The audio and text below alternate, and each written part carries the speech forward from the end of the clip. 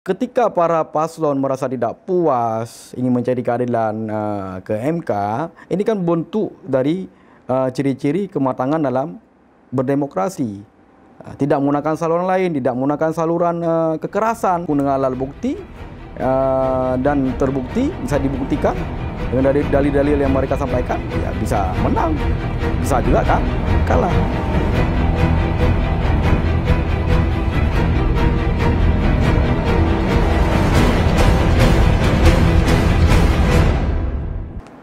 Assalamualaikum warahmatullahi wabarakatuh. Kembali lagi dengan saya Siti Aminah di channel PTM, tepatnya di episode ke-15 tahun ke-5 edisi Kamis 10 Oktober 2024. Bagi rekan yang belum subscribe, silahkan subscribe dan kita masih menunggu komentar yang positif dan membangun pastinya. Baik rekan PTM, kali ini kita masih berbicara soal tentang pilkada di Provinsi Aceh, tapi ini khususnya untuk Wali Kota Banda Aceh ya, dengan tema kita dampak hasil Pilkada 2024 terhadap gugatan calon Wali Kota Banda Aceh bersama narasumber kita Hasbullah Yunur SPD MPD. Beliau adalah Ketua Divisi Hukum dan Pengawasan KIP Kota Banda Aceh. Assalamualaikum Bang Hasbullah.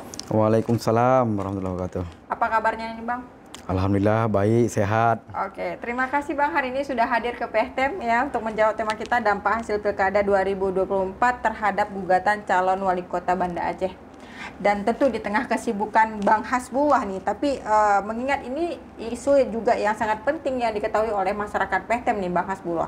Jadi kalau misalnya kita lihat dampak hasil Pilkada, memangnya selama ini pernah ada sengketa? Sejauh ini belum ada. Tapi kalau kita runut pilkada-pilkada sebelumnya, seperti pilkada 2012, kemudian 2007, ya itu ada. Yang nggak ada kemarin tahun pilkada 2017, itu tidak ada sengketa. Oke, artinya sengketa itu pernah terjadi ya? Pernah terjadi. Oke, sengketanya masalah apa sih, Bang? Berbicara sengketa ya tentu berbicara hasil ya, berbicara hasil pemilu. Sebenarnya dalam hukum pemilihan itu terkait dengan keadilan pemilihan itu dia ada pelanggaran dan ada sengketa. Nah kalau sengketa itu dia ada dua. Yang pertama ada sengketa proses ya, kemudian ada sengketa hasil. Nah kalau sengketa proses itu saat-saat perjalanan tahapan pemilihan seperti sekarang, seperti misalkan dalam penetapan ya, ada calon yang tidak puas ataupun yang merasa keadilannya itu dizalimi atau apa ya, ini mereka boleh juga mencari keadilan. Keadilannya kemana? Bisa ke Bawaslu, juga bisa ke Petun. Jadi sampai dengan sekarang sudah kita tetapkan dan ini sudah masuk tahapan kampanye ya. Untuk sengketa proses ini alhamdulillah Banda Aceh tidak ada. Tidak ada. Daerah lain kita ya tidak tahu ya, tidak tahu berdasarkan data sekarang kita belum tahu dan kita juga tidak mau bicarakan daerah lain. Nah, untuk sengketa hasil, nah ini setelah proses pemilihan dia.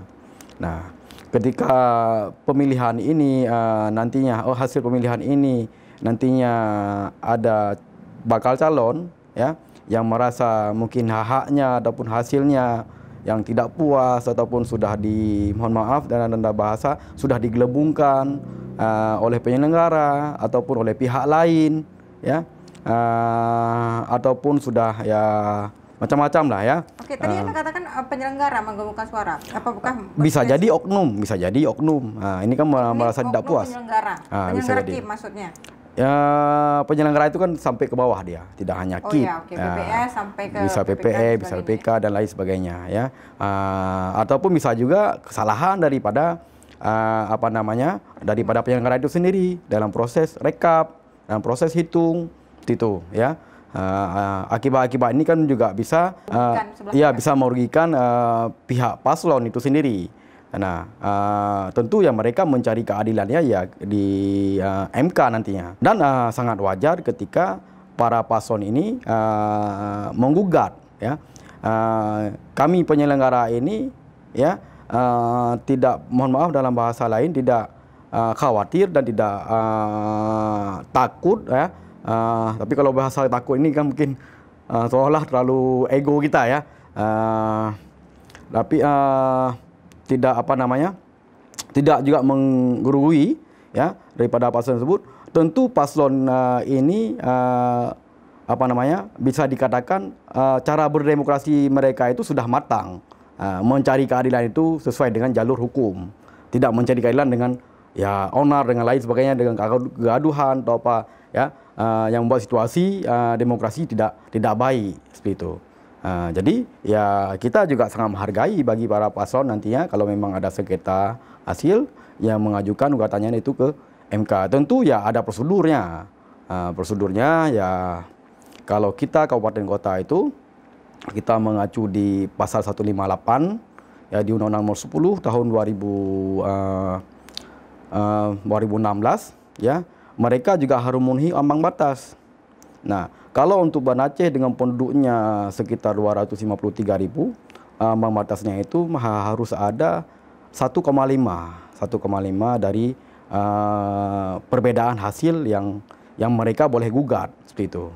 Ini apa? 1,5% maksudnya? 1,5% untuk Banda Aceh. Boleh menggugat? Boleh menggugat selisihnya.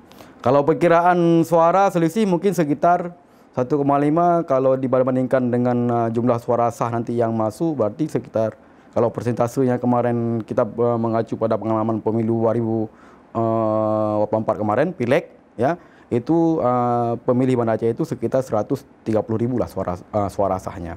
Nah, kalau kita kalikan kalau pilkada nantinya pengguna hak pilih yang sah itu juga segitu, berarti dikalikan dengan 1,5%. Oke, tapi kalau misalnya di bawah standar itu tidak bisa mengajukan gugatan? Tidak bisa mengajukan gugatan. Bisa dia ajukan gugatan, tetapi ya hakim MK nanti akan itu kan menjadi legal standingnya bagi para pemohon. Bisa diputuskan nanti di putusan sela mereka sudah bisa tidak dilanjutkan pada sidang pemeriksaan seperti itu. Oke, Bang Hasbullah, tadi Anda menjelaskan ada dua ya, sengketa proses dengan hasil. Tapi lebih banyak kayaknya sengketa proses hasil. Proses. Hasil ya, hasil juga bisa ada. Proses juga bisa ada. Tapi kebanyakan itu pas hasil, karena memang di situ berpotensi ya udah finalis ya. Kalau misalnya seandainya memang kalah ya kalah atau merasa dirugikan tadi. Tapi pemirsa PTM mau tahu juga nih, karena memang potensi kecurangan ya. Tapi kan di setiap TPK itu atau PPS itu ada saksi. Saksi itu siapa sih yang boleh? Apakah memang dari paslon atau dari penyelenggara? Saksi itu dia diajukan oleh paslon. Dia ada surat mandat. Siapapun boleh menjadi saksi, kecuali yang tidak ditentukan oleh peraturan perundangan. Penyelenggara apakah bisa? Pejabat. Penyelenggara tidak bisa menjadi saksi. Tapi ada double job. Nggak boleh juga. Diketahui? Tetap tidak boleh, secara aturan tidak boleh. Oke, secara aturan tidak boleh. Tetap tidak boleh secara aturan. Seperti itu. Jadi saksi ini boleh siapapun kecuali yang ditentukan oleh undang yang diberikan mandat oleh para paslon. Kalau di Pileg kemarin atau di Pilpres kemarin, itu saksi itu diajukan oleh ketua partai politik, dilayani oleh ketua dan sekretaris partai politik secara berjenjang, baik dari struktur dari kabupaten kota, struktur provinsi dan struktur nasional seperti itu. Tapi kan karena ada saksi di proses perhitungan suara. Iya. Kok bisa masih terjadi kekeliruan ataupun kecurangan? Iya, ini kan akibat juga bisa jadi ya para saksi yang lalai, para penyelenggara juga lalai, ataupun tidak proporsional, ataupun ada niat yang tidak ini kan, itu. Maka kalau kita lebih pada pencegahan, kita harapkan ya hal seperti ini tidak terjadi, sehingga hasil pilkada itu juga memuaskan, bisa diterima oleh semua pihak seperti itu. Oke, tadi sudah selesai dijelaskan misalnya dari proses sengketa hasil pengajuannya, syarat pengajuannya tadi kan 1,5% ya dari total jumlah penduduk Kota Banda Aceh. Iya. Nah, kemudian kalau seandainya apakah bisa misalnya ke KIP, ke Bawaslu atau kemana tadi proses pengaduannya? Proses sengketa hasil itu dia ya tetap di MK. Di MK? Di MK. Berbeda dengan dulu ya. Dulu kalau kita lihat di Undang-Undang Nomor 32 Tahun 2004, ya, Undang-Undang Pemerintahan Daerah itu masih MA saya itu, Mahkamah Agung. Namun terjadi perubahan ya di Undang-Undang Nomor 12 Tahun 2008 ya terkait dengan pemerintah daerah dan pemilihan khususnya gubernur dan wakil gubernur, bupati dan wakil bupati, wali kota dan wakil kota, itu gugatannya sudah menjadi ranah MK. Kita tidak tahu ini proses ya seperti itu apa tidak ya. Ada berarti intervensi daripada penyelenggara lagi ketika di ruang sidang MK. Harusnya kan ada. Ya, yang namanya MK kan tidak bisa kita intervensi. Maksudnya Mereka kan, juga memiliki undang-undang bagaimana. Saksi-saksi Bang Abdul. Ya saksi tentu ada saksinya. Ya tentu dalam proses pengajuan gugatan itu juga mereka kan juga harus menyiapkan alat bukti dan legal standingnya. Legal standing bagi pemohon, alat buktinya harus didukung dengan alat buktinya. Seperti tadi saya katakan, minimal syarat dia mengajukan itu untuk kita Banda Aceh itu berada di 1,5. Kalau untuk provinsi juga 1,5 antara jumlah penduduk dari 3 juta sampai dengan 6 juta. Nah, kalau kabupaten kota dari 250 sampai dengan 600 ribu. Nah, itu berdasarkan jumlah penduduk. Itu di ketentuan pasal 158. 158 Undang-Undang Nomor 10 Tahun 2016. Ya. Tapi dilihat ditinjau dari suara sah. Suara sah misalkan nanti Banda Aceh dengan data pemilih sekarang ada 170 ribu. Sekitar begitu ya. 170 ribu. Misalkan hanya menggunakan suara sah nanti 140 ribu misal. Nah, 140 ribu itu dikali 1,5%. Nah, untuk dia materi atau gugatan dia adalah bukti dia itu harus memenuhi 1,5% tersebut. Kalau di bawah daripada 1,5%, misalkan selisih suara bagi paslon atau pemohon yang mau itu cuma 1000 suara. Ya, ini bisa kategori di bawah 1,5%. Karena untuk 1,5% itu kalau tidak salah saya kalau misalkan 140 ribu suara sah dikali dengan 1,5% mungkin sekitar 2.300 seperti itu. Minimal ya, 2.300. Nah, kalau 2.300 berarti dia harus ada selisih suara itu yang harus dia gugat itu lebih daripada itu. Nggak boleh kurang daripada 2.300. Ini sebagai contoh. Ya, tergantung di suara sah nanti berapa. Itu. Ya. Oke. Tapi apakah ada? Karena kan banyak ya kita pemirsa PTM baik itu pemilihan legislatif ataupun pilkada itu biasanya selalu ada ungkapan-ungkapan di media ya terhadap kecurangan pemilu. Ya, apakah dari perhitungan suara kita bisa beralih misalnya ke pileg kemarin lah. Rekonnya seperti apa, datanya sebagai apakah memang ini kesengajaan dari penyelenggara atau seperti apa? Karena banyak tuh titik-titik kita lihat ya, mungkin nggak di kota Banda Aceh, tapi di tempat lain seperti itu. Saya tidak bisa beropini macam-macam terhadap ini ya. Ya bisa jadi ya akibat ketelitian daripada penyelenggara di bawahnya bisa PPS. Bisa KPPS, bisa PPS. Bisa nggak parpol, misalnya intervensi terhadap keputusan penyelenggara? Bisa jadi misalnya oknum-oknum misalnya dibayar mungkin untuk secara aturan tidak bisa. Ketika ada intervensi ini juga masuk pada ranah pidana. Kalau memang ada laporan. Kalau ada seperti itu apa yang diberikan punishment terhadap penyelenggara? Ya kalau ada laporan ini masuk ranah pidana. Intervensi itu siapapun nggak boleh. Ya, misalkan intervensi memintahkan pada penyelenggara ini kamu harus buat ini, tidak boleh. Karena ada prinsip penyelenggara, dia harus mandiri, harus jujur, adil, mandiri. Itu. Dan lain sebagainya. Ada 13 prinsip penyelenggaraan pemilu. Kalau azas ada 4 ya. Gitu. Terus kenapa nih kalau misalnya menurut Bang Hasbullah nih ya, secara kan udah lama juga di sebagai Ketua Divisi Hukum dan Pengawasan KIP Kota Banda Aceh, tapi banyak juga saksi-saksi yang nggak berani datang atau nggak berani mengungkapkan padahal dia tahu menjadi saksi pada saat itu. Apakah memang ada ancaman-ancaman tersendiri atau seperti apa? Apakah itu menjadi fenomena hal yang biasa ketika menjelang pilkada atau pileg nih Bang Hasbullah? Ya kita tidak tahu kenapa dia nggak berani nggak datang, apa sebabnya, apa faktornya. Tapi tetap ya kalau misalnya dari pihak FK tetap harus meminta saksi ya. Ya namanya pemilu dan pemilihan ini ya tidak boleh ada intervensi apapun. Ya kan? Bagi pemilih ada azas langsung, umum, bebas rahasia. Langsung ini tidak dapat diwakili. Dia siapapun, harus orang yang bersangkutan. Dan umum siapapun berhak. Sesuai dengan peraturan perundangan. Datang ke TPS dia umurnya sudah 17 tahun menggunakan hak pilih. Ya. Kemudian bicara lagi bagi para saksi, dia juga ada punya kewenangan, punya hak dia. Haknya yang sudah diberikan yang dimandatkan oleh paslon ataupun oleh ketua partai politik seperti itu. Ya. Tidak ada ancaman-ancaman apa. Ketika ada ancaman atau ada intervensi, ini boleh dilaporkan. Lapornya masuk mana? Ranah pidana. Ranah pidana siapa yang menangani? Gakumdu. Di situ nanti ada kepolisian, ada Bawaslu, ada kejaksaan. Seperti itu. Jadi keadilan pemilu ini sudah diatur semuanya. Oh, bicara nanti ada kode etik ranahnya DKPP. Itu. Juga bisa.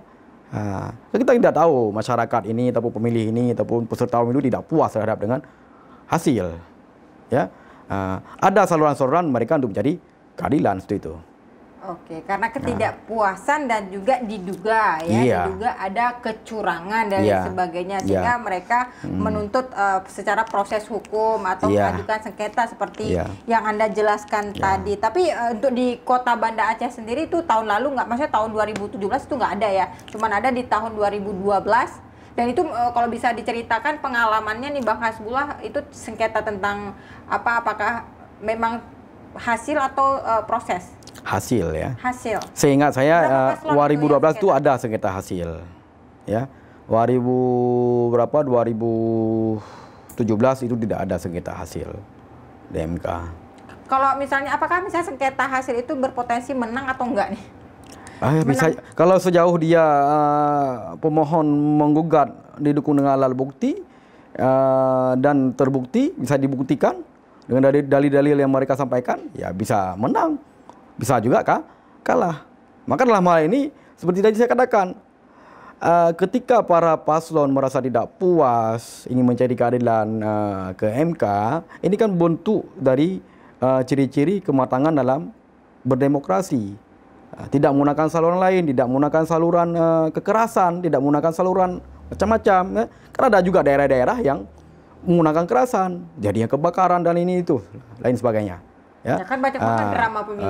Iya, seperti itu. Tapi ketika dia mencari hukum pada yang berhak, ya sesuai dengan salurannya, ini kan bentuk daripada kematangan bagi paslon, bagi warga negara dalam berdemokrasi. Maka tentu dalam hal ini kami selaku penyelenggara pun juga dilindungi, ya, dilindungi. Ketika memang terbukti bersalah atau terbukti tidak bersalah, kan? Ini juga membantu kami. Kalau memang tidak terbukti, berarti kan hasilnya yang diperoleh yang diselenggarakan oleh penyelenggara berarti sudah sesuai dengan harapan, ya. Hasilnya juga berintegritas dan hasilnya juga berkualitas. Pelaksanaan yang berintegritas, hasil yang berkualitas seperti itu. Oke, apakah masih sama sistemnya perhitungan suaranya secara manual atau seperti apa? Secara substansi dan hasilnya sama, cuma teknis yang berbeda. Apanya tetap berlaku rekap berjenjang dia. Rekap dimulai dari perhitungan suara dimulai dari TPS, kemudian direkap dari di kecamatan. Kalau dulu kan ada rekap di kampung. Ya, sekarang rekapnya sudah semuanya di kecamatan. Tapi produk-produk hukum yang dihasilkan itu juga sesuai. Ada nanti produk hukum di TPS, ada produk hukum di kampung, ada produk hukum di tingkat kecamatan. Jadi itu kan sering terjadi nih, Bang Hasbullah, misalnya antara dia yang dari PPS dari kampung, kemudian kecamatan udah berbeda suara sampai itu sebenarnya malah masyarakat bingung di mana sih sebenarnya titik-titik yang bisa dihilangkan atau dilembungkan itu suara. Ini kan dugaan-dugaan, tapi kan tidak juga bisa dibuktikan. Dugaan-dugaan, perasaan-perasaan mungkin tapi yang kan muncul. Ada kasus, bahkan di Provinsi Aceh. Ada yang ada yang tidak kan. Makanya ketika memang ada, ya kan ada saluran tadi seperti saya sampaikan. Ada saluran dia bisa menggugat itu. Artinya terbuka kepada terbuka pada siapapun. Kepada termasuk calon gubernur ya. Malah dalam proses penghitungan suara itu kan ada saksi, ada penyelenggara di situ, ada KPPS. Nah, kemudian juga ada pengawas, ya. Di situ kan artinya kan sangat transparan. Malah masyarakat pun bisa melihat, nggak ada hal yang ditutupi. Masyarakat pun bisa juga mendokumentasi, bisa foto, bisa menjadi saksi, bisa jadi pemantau seperti itu. Jadi nggak ada hal yang ditutupi. Nah, kalau memang ada nanti penggelembungan ataupun yang hasilnya tidak sesuai dengan apa, kan bisa digugat. Ya. Kalau dugaan-dugaan kita nggak bisa mengambil suatu kesimpulan. Ya. Tentu ya para pemohon yang menggugat ini harus ada buktinya, dukung. Nggak boleh ketika dia nggak ada bukti. Oke, baik, terima kasih Bang Hasbullah atas waktunya ya. Ini memang pemirsa PTM, apalagi nih calon kandidat wali kota ini memang harus mengetahui bagaimana menuntut keadilan ketika memang Anda tidak merasa puas terhadap perhitungan suara atau Anda masih merasa menduga ada kecurangan di dalam pemilu atau pilkada nanti. Tapi Anda bisa langsung menghubungi ya, langsung tadi seperti Bang Hasbullah sampaikan kepada Bawaslu ya. Ya, kalau untuk sengketa proses ya bisa di Bawaslu. Hasil baru MK. Tentu MK nanti juga mereka ada mekanisme. Itu mekanismenya diatur dalam peraturan MK nomor 3 tahun 2024 itu tentang tata cara beracara. Satu lagi peraturan MK nomor 4 tahun 2024 tentang tahapan dan jadwal untuk mengajukan gugatan itu. Artinya ada medianya. Ada media, ada salurannya sudah diatur. Menuntut keadilan bagi teman-teman yang memang tidak merasa puas terhadap hasil perhitungan suara. Memang begitu ya. Kalau memang karena udah nggak puas dan sebagainya. Tapi apapun yang terjadi ya itulah yang terbaik. Tapi intinya penyelenggara sudah melakukan yang terbaik ya Bang Hasbullah. Iya. Oke, baik. Bang Hasbullah, kalau kita memang mengharapkan memang ya tidak ada gugatan sengketa ya.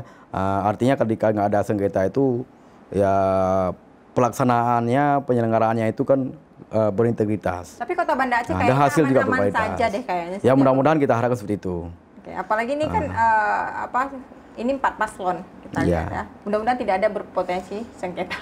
Ya, mudah-mudahan. Semoga. Baik Bang Hasbullah, silakan sampaikan closing statement kepada pemirsa PTM yang ada di rumah, terutama nih kepada calon wali kota Banda Aceh. Bagi pemirsa PTM, sebagai closing penutup dari acara ini, saya ingin menyampaikan ya, jika ada hal-hal yang dalam pelaksanaan, dalam penyelenggaraan pemilihan ini ya, yang tidak sesuai rule ataupun tidak sesuai dengan aturan, ini bisa dilaporkan langsung kepada kami saya selaku Divisi Hukum dan Pengawasan. Juga bisa dilaporkan pada saluran-saluran lain ya untuk mencari keadilan seperti Bawaslu ya, ataupun ke Gakundu ya, tergantung hal-hal apa saja yang terjadi ataupun tidak puas terhadap proses pelaksanaan pemilu ini.